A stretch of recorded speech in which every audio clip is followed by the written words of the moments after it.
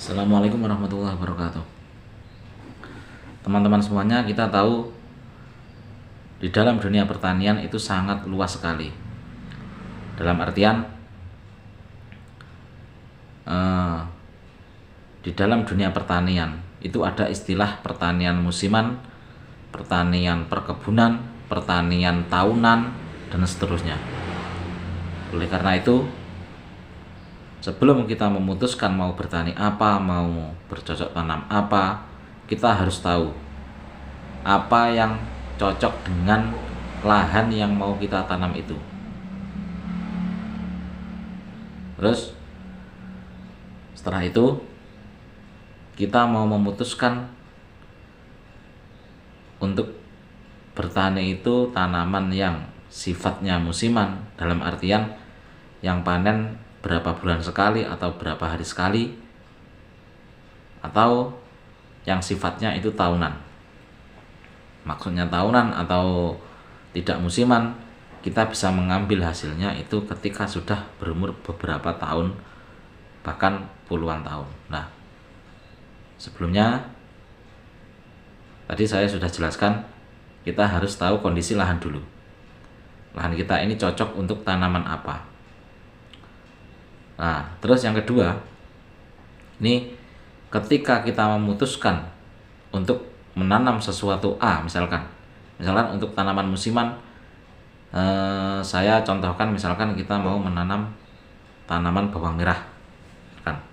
Nah, kita harus tahu dulu tanaman bawang merah itu jenisnya apa yang mau kita tanam, terus prosesnya bagaimana, hasil panenan nanti kita jual di mana, kita harus tahu. Jadi tidak asal-asalan kamu ingin nanam apa, nanam bawang merah, ya sudah gitu aja. Terus nanti untuk penjualannya tidak tahu, untuk jenisnya tidak tahu, untuk lahannya tidak tahu.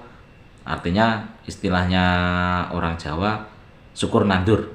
Jadi nggak ada planning atau tata cara yang tepat. Karena apa? Karena di dalam dunia pertanian ini faktor penentu kesuksesan, faktor penentu hasil panen itu sangat banyak sekali. Saya contohkan gini. Jadi di dalam dunia pertanian itu mungkin yang mempengaruhi faktor keberhasilan itu dari musim, itu bisa. Jadi antara musim hujan dan musim kemarau itu hasil panennya itu juga berbeda. Yang kedua, dari segi penyakit, hama atau bakteri atau virus, nah ini juga mempengaruhi. Yang ketiga, ini kondisi lahan. Lahannya bagaimana, kelembapan bagaimana, tingkat kekeringan bagaimana, pH tanah bagaimana, dan seterusnya. Nah, terus varietas atau jenis bibit ini juga sangat mempengaruhi sekali. Mungkin ada jenis varietas, misalkan varietas A, itu hasilnya bagus, bisa berkali-kali lipat, cuma resiko terkena penyakit itu banyak. Resiko terserang hama itu luar biasa, tapi ada imbal balik dengan hasil yang luar biasa mungkin. Terus dari varietas lain mungkin hasilnya sedikit, tapi lebih tahan dari penyakit, lebih tahan dari musim. Nah, seperti contohnya bawang merah. Bawang merah itu khususnya untuk bulan musim kemarau. Musim kemarau itu untuk varietas bibit, untuk jenis bibit ini kebanyakan khususnya daerah Jawa Timur ini orang mengambil atau menanam bibit yang jenis tajuk. Tajuk itu istilahnya gabungan persilangan antara varietas Nganjuk dan Thailand. Makanya diarani tajuk, singkatannya Thailand Nganjuk. Itu menurut pengalaman yang sudah itu hasilnya itu bisa berkali lipat, berpuluh kali lipat dengan dibanding varietas lainnya. Kalau menurut pengalaman yang sudah ini 1 kilo bibit itu bisa sekitar 15 sampai 25 kilo hasil panen. Ini untuk varietas tajuk. Nah, ini cocok ditanam di musim kemarau. Nah, lain lagi nanti kalau mau menanam bawang merah ketika di musim penghujan. Nah, apakah kalau misalkan ada pertanyaan gini, apakah di musim hujan itu varietas tajuk itu bisa tumbuh? Kalau bisa itu tetap bisa. Cuma dengan resiko penyakit, resiko hama yang sangat luar biasa. Makanya kebanyakan orang-orang khususnya Nganjuk sini kalau mau menanam bawang merah ketika musim penghujan, kebanyakan ini pakai varietas atau jenis bibit yang lain. Misalkan ke Bauji. Nah, untuk Bauji ini jenis bawangnya lebih kecil daripada yang jenis tajuk. Itu potensi hasilnya juga di bawahnya tajuk. Cuma dengan memiliki potensi yang kurang atau di bawahnya tajuk, tetapi ketika musim penghujan ini lebih kuat, artinya lebih tahan dari berbagai serangan penyakit, lebih tahan. Jadi untuk kalian khususnya yang mau menanam bawang merah, kita lihat dulu musimnya. Jadi yang tadi saya ulang lagi, yang tadi pertama lahannya cocok atau bukan, cocok atau tidak. Misalkan lahannya jenis lempung jenis lempung yang tidak bisa kering seperti rawa, itu yang jelas tidak cocok. Karena bawang merah ini cocoknya lahan tidak basah, terlalu basah, sering terlalu basah, juga tidak suka lemah terlalu kering. Jadi tengah-tengah. Untuk varietas kalau musim kemarau mungkin cocok dengan varietas yang tajuk. Kalau untuk musim penghujan itu cocoknya dengan varietas Bauji. Nah, oke, sekarang untuk langkah awal. Langkah awal sebelum kalian memutuskan mau menanam bawang merah. Ini pertama persiapan lahan. Lahan siap ini harus dibuat gulutan. Gulutan ini macam-macam. Artinya setiap orang, setiap individu ini punya opini, punya pendapat masing-masing. Ada yang suka memiliki lebar 1 meter atau 1 meter lebih, atau cuma 60 cm, itu bebas. Ini tidak ada patokan. Jadi suka-suka. Ini juga memiliki kelebihan sendiri, juga memiliki kekurangan sendiri. Contohnya begini, kalau pakai gulutan yang 1 meter 1 meter lebih, itu kelebihannya bibit itu bisa banyak. Jadi misalkan dalam satu hektar itu bisa menghabiskan bibit kurang lebih sekitar 7 kintal dengan potensi hasil kurang lebih sekitar 10 ton. Nah, kalau yang lebar 60 cm atau 50-an cm, setengah meter lebar gulutan segitu, itu jumlah bibit itu lebih sedikit. Jadi bisa separuhnya, mungkin hanya sekitar 3 kintal atau 3,5 kintal ini per 1 hektar. Cuma memiliki kelebihan dengan gulutan yang tidak begitu lebar, isi yang tidak begitu banyak, ini kemungkinan besar hasil itu bisa banyak. Soalnya banyak pengalaman teman-teman itu pakai yang gulutan bedengan tidak begitu lebar, itu cuma diambil 2 sisi. Jadi ini cuma ditanam 2 tanaman. Ini hasilnya bisa 1 kilo itu bisa 25 kilo hasil panen. Berarti 3 kintal, misalkan 3 kintal, itu hasilnya bisa kurang lebih sekitar 7,5 sampai 8 ton, itu hampir sama. Nah, ini tergantung individu masing-masing, suka yang bedengan lebar atau bedengan yang sempit, artinya tidak begitu lebar. Nah,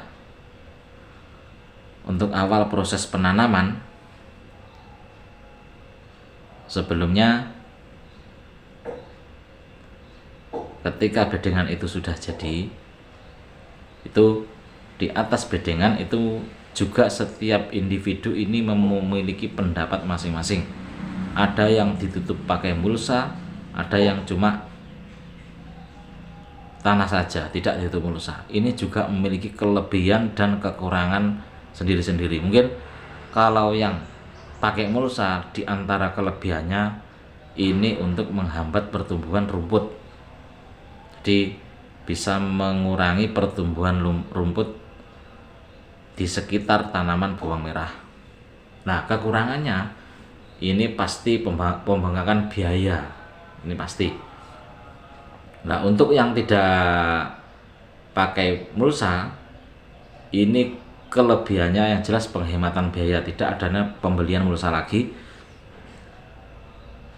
Itu kelebihannya. Untuk kekurangannya mungkin sebagai petani dituntut agar lebih rajin lagi, karena dengan adanya banyaknya rumput, otomatis kita sering mengontrol, kita sering istilahnya jabuti suket, jabuti rumput. Mungkin kalau waktu masih kecil itu bisa diobat, tapi kalau tanaman dengan rumput itu hampir sama, itu agak susah itu mematikan rumput, apalagi rumput yang jenis-jenis tekian itu agak susah. Nah, itu untuk bedengan. Jadi macam-macam, terserah kalian semua mau pilih yang lebar, yang 1 meter lebih, atau yang cuma 50 cm atau 60 cm, itu hampir sama. Untuk masalah penyakit ini hampir sama. Dengan bedengan yang lebar atau bedengan yang tidak begitu lebar, ini untuk penyakit saya rasa ini tidak ada bedanya ini. Cuma hanya pemakan biaya. Terus bibit. Ketika bibit itu sudah siap, nah itu tidak bisa ketika kita bibit itu kita beli, itu mungkin bisa saja kita langsung tanam, itu bisa, tapi kita harus tahu dulu kriteria bibit itu. Misalkan sudah umur berapa, di dalam isi bibit itu sudah timbul tunas yang agak kehijauan atau belum, itu sudah kita harus tahu. Karena apa? Karena kriteria bibit itu paling tidak usia 3 bulan, paling tidak. Lebih tua lebih bagus. Jadi misalkan bibit itu umur 5 bulan, itu lebih bagus. Jadi misalkan kalian coba-coba beli saja bawang merah di pasar, terus langsung kita tanam, itu apa? Nggak bisa tumbuh? Bisa, cuma proses tumbuhnya itu agak membutuhkan waktu. Karena apa? Karena yang pertama belum tua bibitnya, yang kedua tunas di dalamnya itu belum ada, kehijauan itu belum ada. Mungkin bisa 2 minggu atau 3 minggu baru bisa tumbuh, itu pun kalau normal. Tuh, kalau kita sudah menentukan bibitnya, bibit sudah ada, umur sudah sesuai, umur bibit sudah sesuai. Nah, sekarang langkah-langkah proses penanaman. Jadi sebelum penanaman itu ujungnya itu sebaiknya kita potong dulu, ya sekitar sebenarnya nggak ada patokan. Jadi pemotongannya itu berapa senti atau berapa mili itu tidak ada patokan, cuma hanya kira-kira saja. Yang jelas dipotong pakai cutter atau gunting atau pisau, itu katakanlah dipotong 2 mili lah, 2 mili aja. Supaya apa? Supaya pertumbuhannya itu cepat. Jadi kalau bisa ditanam sekarang, besok maksimal lusa itu sudah mulai tumbuh. Itu pemangkasan. Nah, ini juga agak membutuhkan biaya lagi ini, karena tidak cukup kita sendiri yang memangkas. Biasanya ini pakai tenaga-tenaga wanita-wanita di sekitar kita ini biasanya banyak yang mau, itu biasanya per kilo 1.000. Jadi misalkan 1 kintalnya itu kita kasih ongkos 100.000. Nah ini sebelum proses penanamannya itu kita sudah mengeluarkan biaya itu. Nah misalkan itu sudah kita pangkas dan seterusnya. Nah sekarang kita proses penanaman. Nah proses penanaman ini yang kita pangkas sedikit ini kita letakkan di atas. Jadi ini ketika menanam yang kita pangkas itu kita letakkan di atas, jangan sampai ke bawah. Kalau ada pertanyaan, kalau ke bawah apa nggak bisa tumbuh? Bisa, cuma logikanya kalau yang kita pangkas itu kita letakkan di bawah, jadi tumbuhnya itu ke bawah dulu baru ke atas. Tapi kalau ke atas itu langsung tumbuh. Nah, kalau sudah siap, biasanya kalau di sini sebelum proses penanaman ini 1 hari sebelumnya atau waktu selesai penanaman ini disemprot pakai obat rumput yang sebelum tumbuh. Khusus bawang merah itu ada, seperti contoh jenis obat rumput gul. Nah itu ada. Jadi ini bisa sebelum proses penanaman atau setelah penanaman, asalkan jangan sampai bawang merah ini sudah tumbuh, karena obat rumput ini khusus sebelum tumbuh. Setelah semuanya selesai, setelah semua bibit bawang merah itu ditanam, sudah kita semprot pakai obat rumput. Nah sekarang kita tunggu masa pertumbuhan bawang merah itu.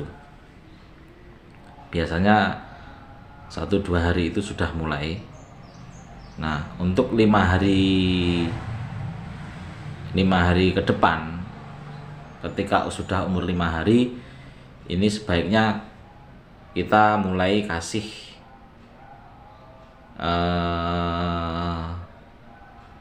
kita semprot fungisida ataupun insekti. Nah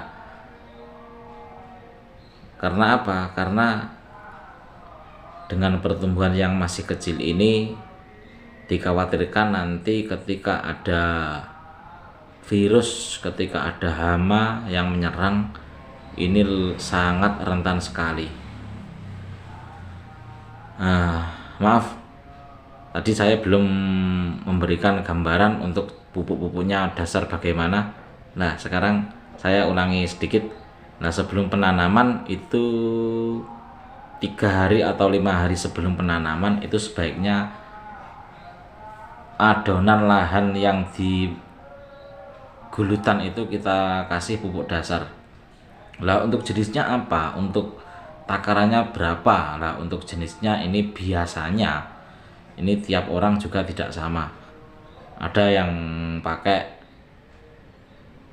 NPK Mutiara itu, ada yang pakai TS, ada yang dicampur, ada pakai organik. Ini mau macam-macam. Cuma kalau secara teori itu untuk pemupukan dasar kalau bisa ini lebih cenderung ke fosfat. Fosfat itu yang kandungannya fosfat banyak. Karena apa? Karena kandungan fosfat banyak ini proses penyerapan tanaman ini agak membutuhkan waktu yang lama, jadi nggak langsung. Beda seperti kandungan nitrogen, ini ketika tanaman itu menerima kandungan nutrien itu, ini langsung terserap, langsung bisa kita lihat hasilnya, terutama di daunnya. Kalau fosfat ini membutuhkan proses, makanya kebanyakan petani sini NPK tetap pakai. NPK untuk khususnya yang 16-16 itu kan N-nya itu 16, fosfatnya 16, kaliumnya 16. Nah ini ada penambahan yang P, yang fosfat itu penambahan. Mungkin NPK nanti untuk yang unsur P-nya kita tambah TS atau apa. Nah, itu kalau untuk jenisnya pupuk macam-macam itu kita tinggal tanya di toko pertanian. Portifos atau TSP atau SP36 itu kan jenis pupuk yang kandungan fosfatnya agak banyak.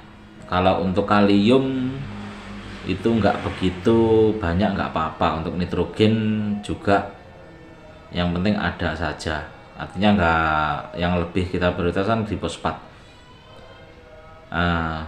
Jangan lupa nanti kasih pupuk organik ini, terserah ini bisa pupuk organik yang ada di toko pertanian itu. Mungkin kalau di home industri rumahan itu ada sekarang kotoran kambing yang sudah digiling, itu sama saja bisa ini. Nah, lanjut, itu ketika pupuk dasar sudah, penanaman tadi sudah, umur 5 hari sudah. Nah, sekarang untuk masalah pengairannya itu berapa hari sekali. Nah, ini kita lihat kondisi tanahnya. Jadi bawang merah itu tadi di awal saya jelaskan tidak suka lahan yang terlalu basah, juga tidak suka lahan yang terlalu kering. Jadi harus pas antara lahan kering atau basah, itu harus pas. Ketika kering terlalu sangat terlalu kering, ini kita jangan sampai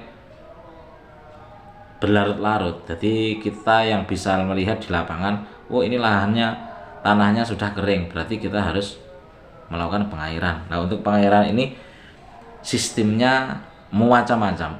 Khusus untuk Nganjuk itu ada yang memakai sprinkler. Sprinkler itu seperti air mancur, keran itu berputar, jadi tiap hari itu bisa membasahi lahan sekitar tanaman tersebut, jadi tidak sampai kelebihan air. Terus ada juga yang sistem siram. Nah, kalau disiram ini membutuhkan tenaga, cuma biayanya kan tidak begitu banyak, cuma kita tenaga. Cuma yang pakai sprinkler itu tenaga itu mungkin tidak begitu banyak, cuma biaya yang agak banyak karena harus membutuhkan paralon atau alat sprinklernya itu ada pembangunan biaya. Ini terserah kalian masing-masing pilih yang mana. Terus ada juga di sini itu yang sistemnya model pengairan seperti tanaman jagung. Maksudnya gimana? Nah, di ganggangan bedengan itu kita airi sampai agak menggenang. Ketika sudah basah semua, terus airnya kita buang. Nah, ini tidak harus tiap hari, karena kalau sistem begini, ini biasanya pengeringan lahan itu kalau posisi kemarau bisa 5 hari sampai 1 minggu. Jadi bisa dikatakan model sistem ini bisa lebih irit, itu bisa. Cuma kalau untuk masalah hasil itu ya nggak pasti sih. Artinya kalau mungkin faktor pengairan itu mungkin yang pakai sprinkler itu ya belum tentu kalau bagus. Kalau pakai yang model pengairan itu juga belum tentu bagus, ya tidak pasti. Yang jelas ini pilihan kalian masing-masing. Untuk anggaran biaya begini, segini, kalau mau sistem pengairan bagaimana ini terserah. Nah, terus ketika sudah tadi untuk masalah pengairan umur 5 hari, kita mulai menyemprot dengan dosis yang rendah dulu. Jadi misalkan ada aturan obat itu pemakaian 1 tangki itu misalkan 5 tutup. Ketika tanaman bawang merah ini masih kecil, masih baru tumbuh, hanya untuk pencegahan, kita mungkin pakai 2 tutup atau 1 tutup setengah itu nanti kita bertahap pemakaiannya seiring dengan pertumbuhan tanaman bawang merah tersebut. Nah, umur 5 hari, 10 hari perawatan ini sama. Jadi untuk masalah pengairan, khususnya yang sistem siram atau lep, pengairan di ganggangan bedengan ini dilihat kondisi air lah. Untuk kalau masalah pakai sprinkler itu kan bisa tiap hari, karena penyerapan air di dalam tanah itu tidak terlalu banyak, jadi cuma basah saja. Mungkin sekarang sprinkler jalan, jarak berapa jam sudah lahan kering. Mungkin itu bisa tiap hari kalau pakai sprinkler. Kalau model pengairan itu tidak harus tiap hari. Tiap hari lahannya terlalu basah, malah bawang itu menjadi busuk. Nah, terus sekitar umur 10 hari perawatan biasa, terus nanti menginjak umur 12-an. 12-an ini bisa melakukan pemupukan pertama. Nah, ini apa harus tanggal hari ke-12 dari tumbuh? Ini tidak juga. Jadi ini tergantung pribadi masing-masing. Mungkin ada yang suka 12 hari, mungkin ada yang 13 hari, ada yang 14 hari. Ini tidak masalah. Ini tidak menjadi tolak ukur kalau umur segini ini hasilnya memuaskan, umur segini tidak memuaskan, itu tidak. Ini tergantung pribadi masing-masing, juga melihat kondisi tanaman. Biasanya ketika tanaman itu masih subur, biasanya pemupukan bisa mundur. Ketika tanaman itu belum begitu subur, atau artinya pertumbuhannya biasa-biasa saja, biasanya pemupukannya lebih awal, di umur 12-an. Nah, untuk jenis pupuknya, nah ini kalau yang untuk dasar tadi, pemupukan dasar kan itu ada NPK, ada fosfat, ada kalium, cuma yang lebih diprioritaskan kan fosfatnya. Nah, untuk pemupukan yang pertama ini kita lebih prioritas ke yang banyak mengandung unsur nitrogen, karena ini untuk perkembangan daun. Nah, untuk kaliumnya bagaimana? Loh, kalium ini dipakai bisa, tidak juga bisa, tapi saya sarankan lebih baik tetap dipakai meskipun hanya sedikit. Jadi campurannya bagaimana? Misalkan kalian memutuskan tetap memakai pupuk NPK. NPK itu yang kandungnya 16-19. Nah, untuk pemupukan pertama ini yang unsur N, nitrogen, ini yang perlu ditambahi. Jadi misalkan pakai NPK 16-16. Nah, nanti khusus yang N ini kita tambahi yang unsur N banyak. Ini misalkan pakai KNO itu juga bisa. Tapi KNO yang unsur nitrogennya banyak. Soalnya KNO itu ada 3. KNO yang nitrogennya banyak, ada KNO yang banyak kaliumnya. Ini yang pakai nitrogen yang banyak. Nah, terus untuk takaran pupuk itu bisa kita lihat luas tanahnya, asalkan tidak terlalu banyak. Jadi misalkan lahan 1 hektar itu kita tidak boleh berasumsi dengan banyaknya pupuk itu hasil bisa maksimal. Itu anggapan seperti itu bisa juga benar, bisa juga salah. Karena kalau terlalu banyak, ini juga tidak bisa menghasilkan secara maksimal, bahkan malah menambah kos pengeluaran. Misalkan dalam 1 hektar itu kita beli pupuk 10 ton NPK, nah itu biayanya sudah berapa, hasilnya itu juga tidak kalah dengan yang pupuk yang sedikit. Analoginya gini, seperti kita manusia, kebutuhan kita makan itu mungkin 1 piring. Kalau kita makan kurang dari 1 piring, mungkin hanya 1 sendok, ini juga tidak bisa kenyang. Kalau kebanyakan, misal 1 orang itu makan sampai 2 kintal beras, nah itu juga 2 kintal 2 kintal beras, ini juga tidak bisa maksimal. Jadi yang pas untuk takarannya. Nah, ini untuk pemupukan yang pertama. Untuk durasi penyemprotan penyakit, nah penyakit hama ataupun virus, bakteri, ini kita bisa tambah durasinya. Artinya yang tadi ketika umur di bawah sebelum pemupukan awal itu 5 hari sekali atau 7 hari sekali, mulai habis pemupukan yang pertama ini mungkin kita bisa lebih sering, mungkin 2 hari sekali atau 1 minggu 2 kali. Nah, untuk jenis-jenis penyemprotan obatnya apa, ini macam-macam juga. Itu pertanyaan ini banyak. Khususnya kalau untuk masalah penyakit, ini yang lebih sering tanaman bawang merah ini, kalau hama ini yang sering itu ulat daun. Untuk mungkin kalau masih kecil ini hanya berupa telur-telur. Ya, nanti kalau dengan pertumbuhan bawang semakin besar, telur-telur itu bisa menjadi ulat yang letaknya di dalam. Mungkin untuk usia awal itu lebih baik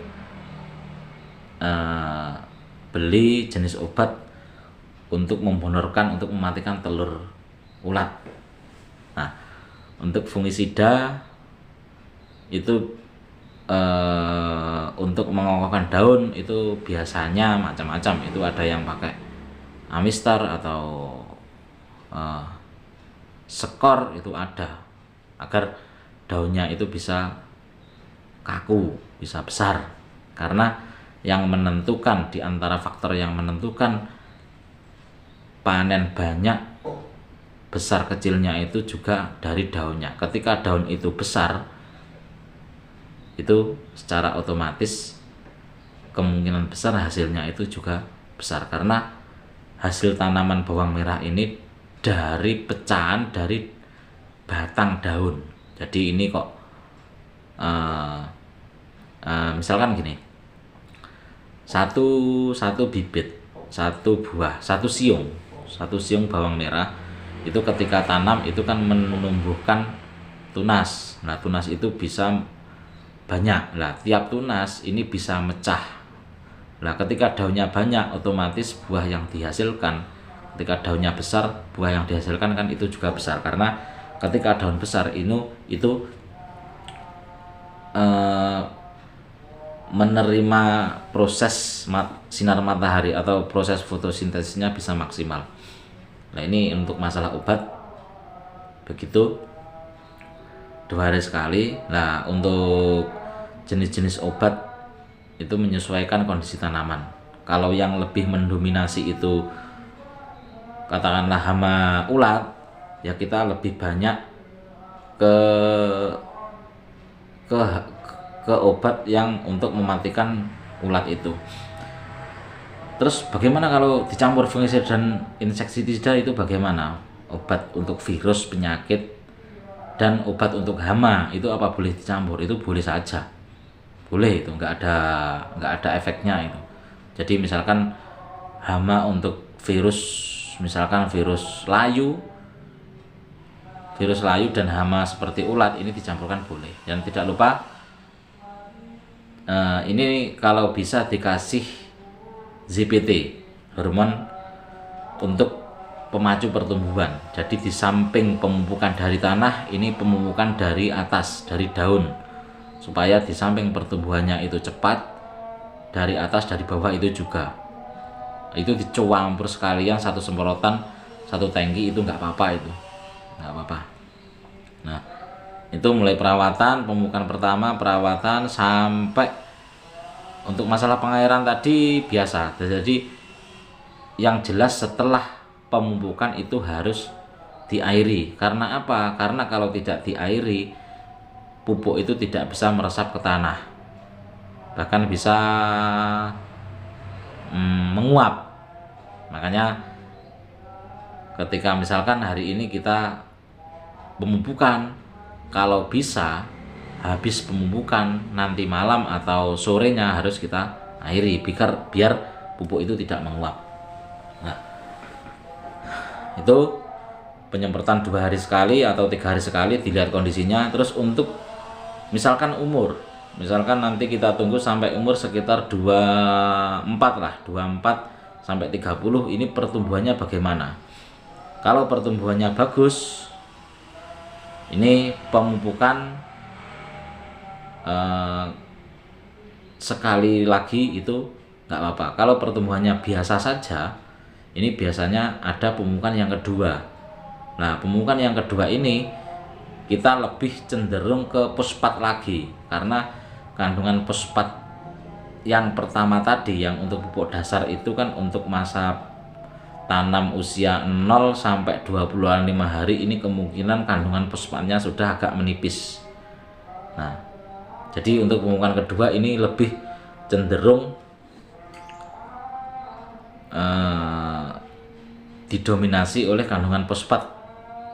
Yang pertama itu nitrogen, yang kedua ini fosfat lagi. Jadi misalkan pemupukan yang kedua ini, misalkan kalian pakai mutiara pupuk NPK 16-16 itu, nanti yang fosfatnya kalian tambahi lagi, misalkan pakai TSP atau apa, untuk takarannya mungkin bisa 11 atau 12, itu terserah. Nah terus untuk biasanya mulai umur 15-an 17 ini ke atas, ini hama ini mulai menyerang. Karena apa? Karena daun sudah agak panjang. Di umur segini ini kemungkinan daun itu bisa panjangnya 20-25 cm. Ini berpotensi hama atau virus ini cepat masuk karena daunnya sudah panjang. Kalau daun kecil, apakah hama penyakit itu masuk? Bisa masuk. Kalau umur sebelum umur 10 hari itu tetap bisa, cuma kan potensinya sangat kecil. Sekarang daun yang masih pendek itu kan, misalkan hama atau kan seolah-olah kan, wah ini masih pendek, belum, ibaratnya memakan itu kan belum bisa banyak. Kalau daun sudah panjang ini berpotensi rawan sekali hama dan virus ini masuk. Makanya ini biasanya kalau agak parah ini penyemprotan bisa tiap hari sekali. Jadi tiap hari itu penyemprotan. Nah ini yang memang yang bisa menambah biaya pembengkakan operasional tanaman bawang merah di sini ini. Nah terus pemupukan kedua kita lihat gimana, terus prosesnya sama seperti pemupukan yang pertama. Jadi setelah dipupuk kita airi. Nah terus untuk hama ya segitu. Nah ini terus ada istilahnya orang-orang yang sudah berpengalaman berpuluh-puluh tahun. Ini untuk khususnya hama ulat, ini kan biasanya diobat itu diobat itu tidak mempan. Karena apa? Karena ulat itu sudah ada di dalam daun. Terus solusinya bagaimana? Ini biasanya kalau bahasa orang sini ini dicitesi. Jadi kalau ada daunnya itu agak semerawang, ada ulatnya, itu dipotong pakai tangan saja. Nah itu terus ularnya itu dipitesi atau dikumpulkan terus dibuang. Itu yang lebih akurat, karena kalau disemprot diobat biasanya nggak bisa maksimal karena letaknya hama itu di dalam daun. Beda kalau ularnya itu di luar daun, itu mungkin sekali semprot ini bisa mati di tempat. Ini menurut pengalaman, meskipun pakai jenis insektisida yang sistemik yang sampai di jaringan pohon, ini kayaknya tidak bisa maksimal, tetap manual. Nah makanya sekarang ini banyak petani-petani bawang merah yang memakai lampu. Nah kalau diantara kalian bertanya, loh itu lahan pertanian kok dikasih lampu, itu untuk apa? Lah itu diantara tujuan lampu itu untuk mengundang yang namanya kleper. Kleper itu indukannya ulat. Jadi ulat itu belum sampai ke daun bawang merah, ke tanaman bawang merah, ini sudah berkumpul di lampu itu. Karena yang disuka itu lampu. Biasanya lampu terus bawahnya itu ada semacam laser atau apa yang dikasih macam-macam, ada yang dikasih air, ada yang dikasih uli. Jadi biasanya kleper itu suka di tempat yang terang, habis itu jatuh. Nah jatuh ini di bawahnya lampu itu ada air atau uli atau apa kan mati. Jadi tidak sampai bertelur di tanaman bawang merah. Ini diantara pencegahan. Nah dari di samping pengobatan, penyemprotan juga ada istilah penangkalan klamper indukan dari ulat seperti itu. Terus ada lagi yang namanya apa saya agak lupa, itu mengundang slamper yang kleper yang jenis yang laki-laki. Jadi itu hormon pengundang. Jadi itu tidak pakai lampu, itu semacam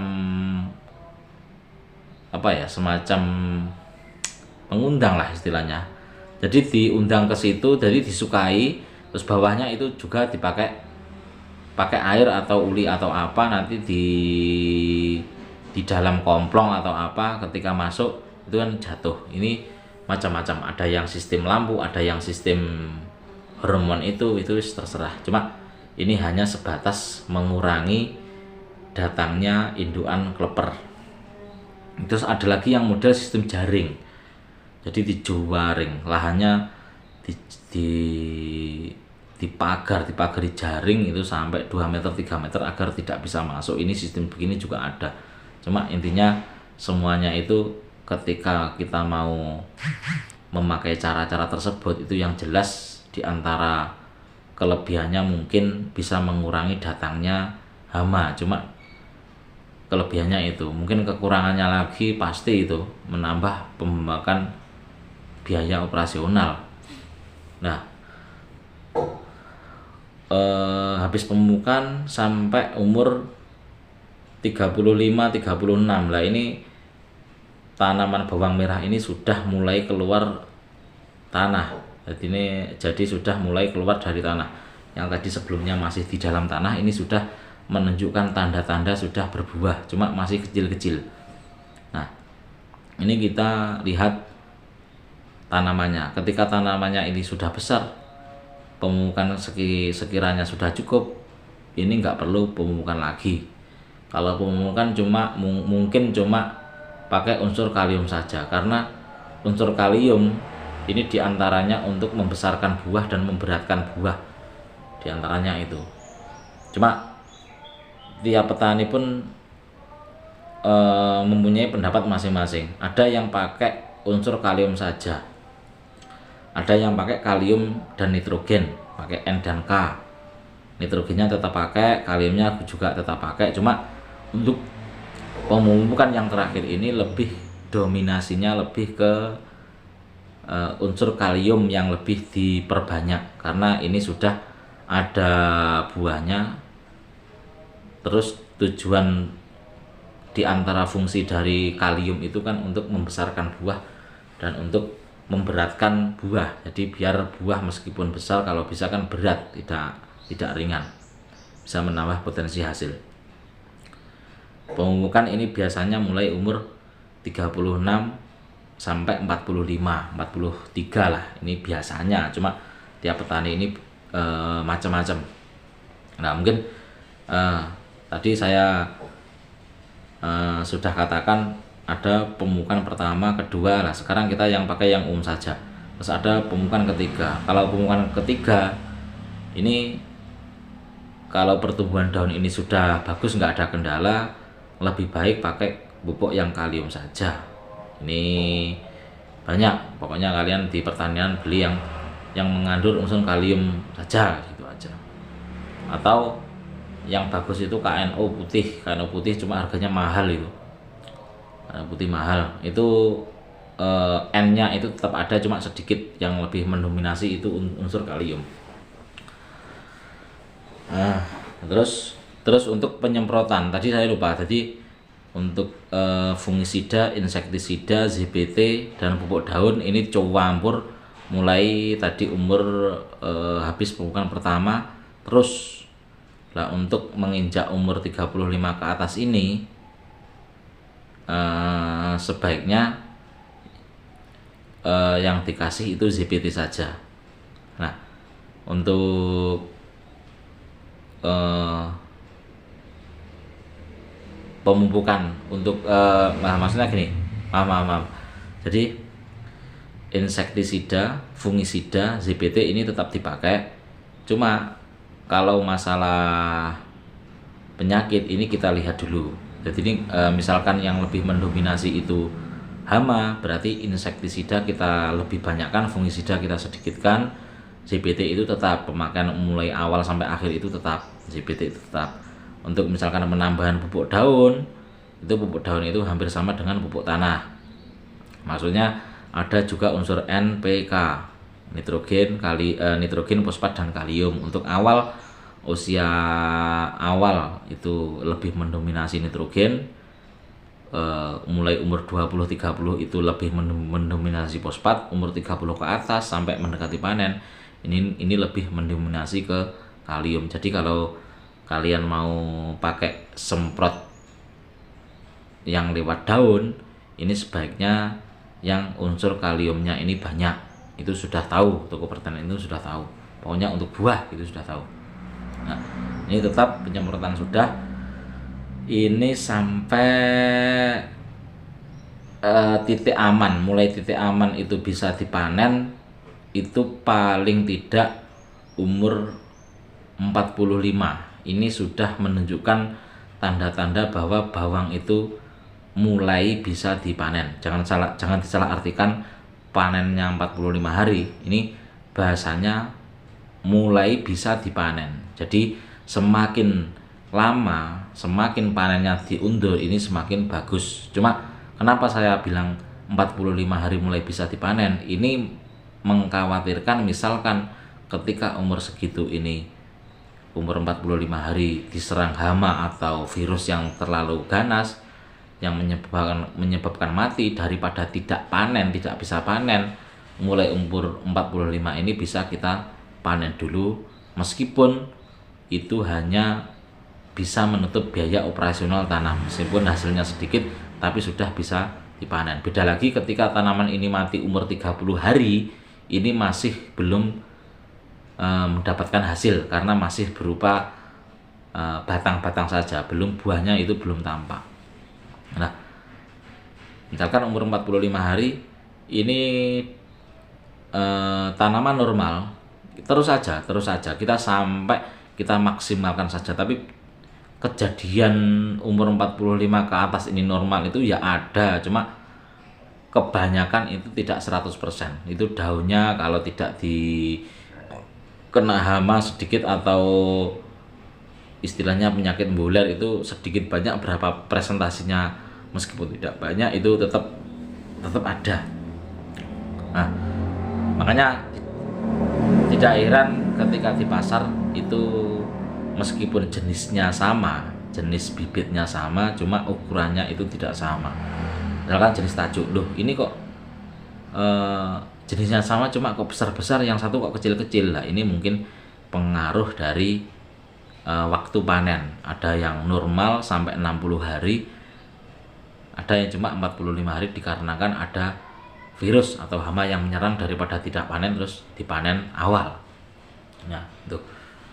Jadi itu tadi pemupukan yang ketiga. Pemupukan ketiga. Untuk pemupukan keempat apa perlu? Kalau pemupukan keempat saya rasa itu tidak perlu. Jadi pemupukan ketiga itu sudah cukup, umur sekitar 36 sampai 42 atau 43. Habis itu kita tunggu saja, kita tinggal semprot saja.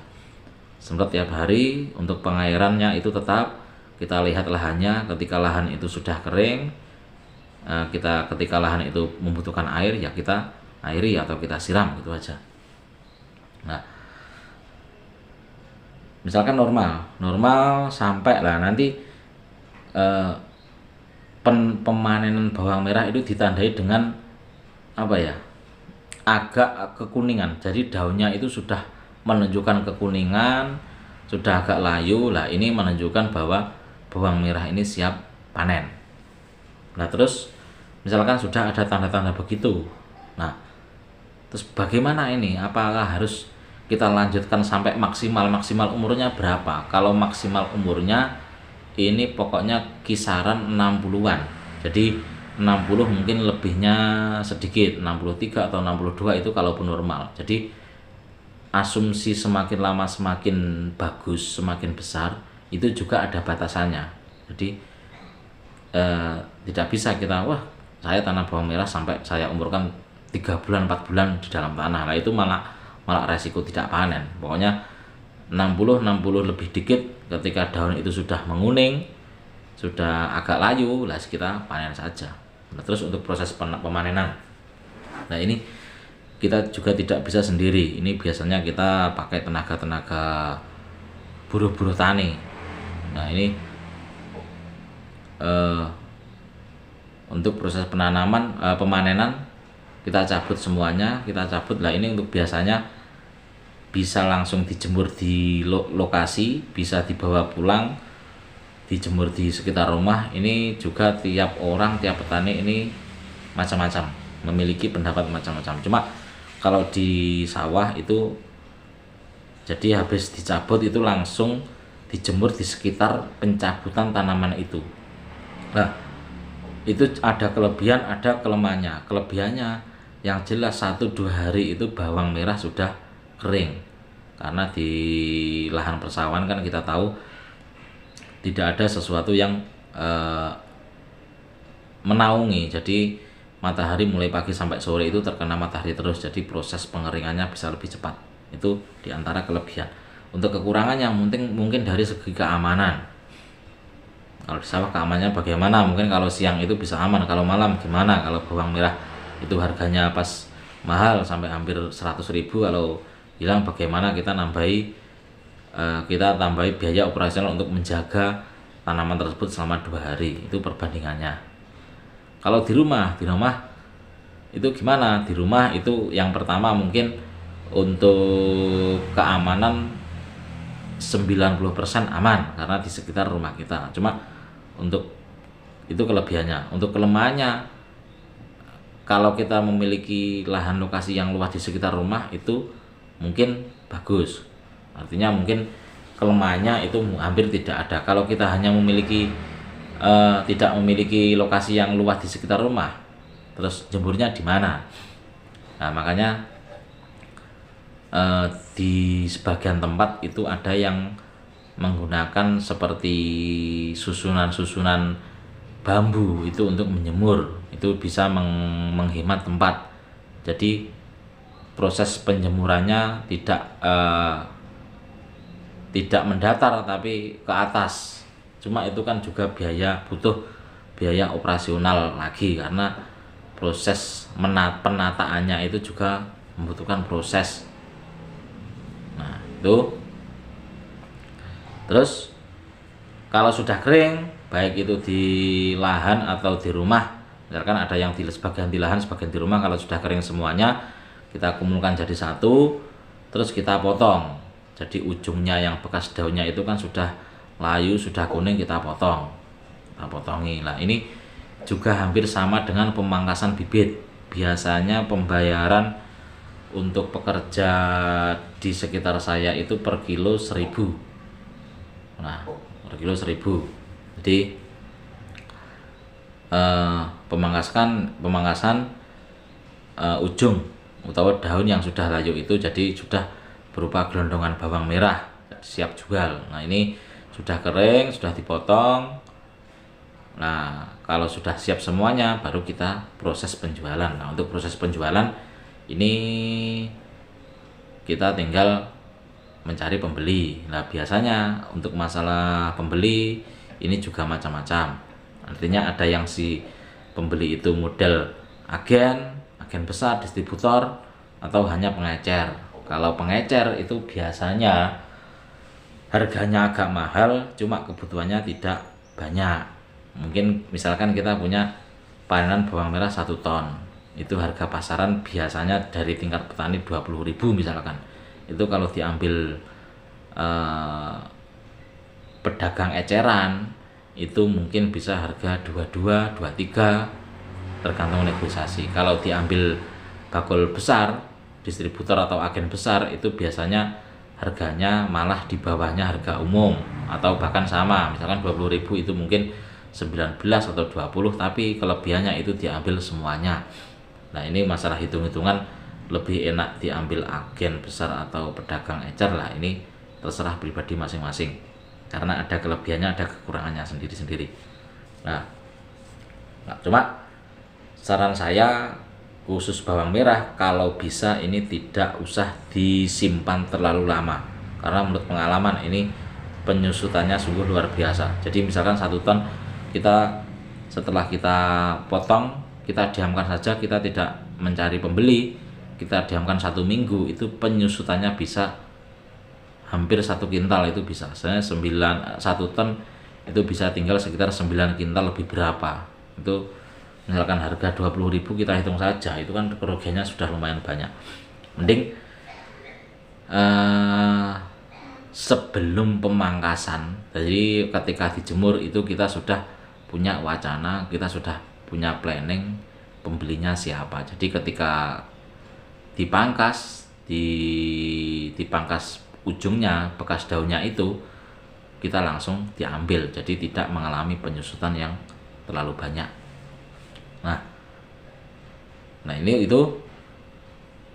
Terus untuk masalah harga panen ini kita semua sudah tahu, untuk harga panen itu kan fluktuatif, jadi tidak bisa kita tangguh. Untuk musim ini harganya segini, itu kayaknya sulit. Jadi untuk masalah harga panen itu tergantung kondisi pasar. Terkadang harga mahal, terkadang murah, terkadang ya tengah-tengah. Itu kalau itu rumus, itu harga kita tidak bisa menentukan. Yang jelas gambaran proses budidaya bawang merah seperti itu tadi. Untuk masalah harga bibit biasanya itu sama harga jual konsumsi itu selisihnya itu sekitar enggak tentu, terkadang, tapi yang jelas itu mahal bibitnya. Mungkin kalau konsumsi itu 20.000, mungkin harga bibit sekitar harga 30-an, bahkan bisa 2 kali lipat dari harga konsumsi. 30.000, 40.000 itu juga tidak bisa buat patokan.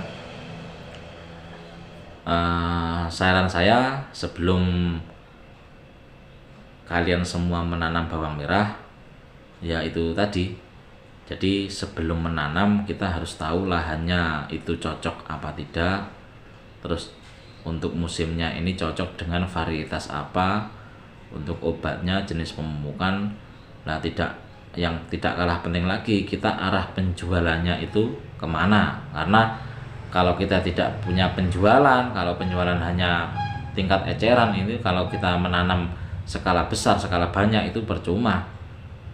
Mungkin kalau kebutuhan bawang itu masih banyak, mungkin itu bakul yang atau pembeli yang luar kota lah. Pembeli luar kota itu mungkin kebutuhannya banyak, cuma kan harganya itu pasti di bawah harga kalau pedagang itu di sekitar kita, karena dia juga memperhitungkan biaya transport, operasional. Itu yang juga perlu kita analisa, perlu kita hitung. Kalau sudah menemukan, sudah tahu proses awalnya, harga bibit, harga panen, kita hitung, kita pelajari, kita mencari informasi ilmu dari petani menurut yang berpengalaman bagaimana, menurut teori bagaimana. Kalau siap, ya kita coba saja. Tidak usah takut untuk mencoba, karena setiap sesuatu bisnis itu, baik bisnis yang sifatnya modern atau tradisional, itu harus kita pelajari mulai sampai akar-akarnya. Jadi untuk kasarnya omong, ojo grusa-grusu syukur wani. Oke, terima kasih untuk waktunya. Untuk kalian yang mau mencoba bawang merah, itu sekilas saya kasih gambaran ilmunya. Ini juga berdasarkan pengalaman saya. Selamat mencoba, semoga berhasil. Assalamualaikum warahmatullahi wabarakatuh.